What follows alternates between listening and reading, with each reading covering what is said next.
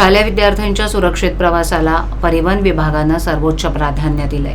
School बसमधून शालेय विद्यार्थ्यांचा प्रवास अधिक सुरक्षित आणि सुखावा झाला पाहिजे, यासाठी नियमावलीत आवश्यक ती सुधारणा केल्या जातील, असं परिवहन मंत्री प्रताप सरनाईक यांनी आज सांगितलं। मंत्री सरनाईक यांनी सांगितलं की स्कूल बसमधून विद्यार्थी वाहतूक करणाऱ्या वाहन चालकांनी नियमांचं काटेकोर पालन करावं।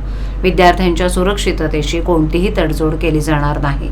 नियमावलीत सुधारणा करताना वाहन चालक आणि पालक संघटनांच्या भावना आणि अडचणींचाही विचार केला जाईल। विद्यार्थ्यांच्या जीविताशी कुणीही खेळू नये।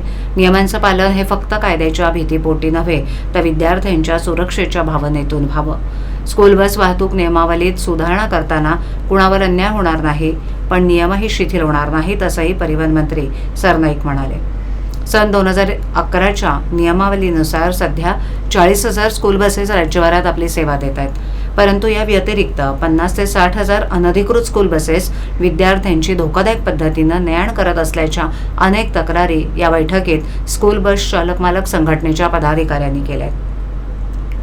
पुढील 3 महिन्यांमध्ये या अधिकृत स्कूल बस चालक मालकांनी संबंधित प्रादेशिक मोटार वाहन कार्यालयात दंडात्मक रक्कम भरून नियमावलीनुसार आपली स्कूल बस अधिकृत करून घ्यावी, अन्यथा त्यांच्यावर कारवाई केली जाईल। तसंच 3 महिन्यानंतर ज्या प्रादेशिक परिवहन विभागांमध्ये अशा प्रकारच्या अनधिकृत स्कूल बसेस आढळतील, त्या प्रादेशिक परिवहन कार्यालयाच्या अधिकाऱ्यांना देखील कठोर कारवाईला सामोरं जावं लागेल, असं प्रतिपादन मंत्री सरनाईक यांनी यावेळी केलं।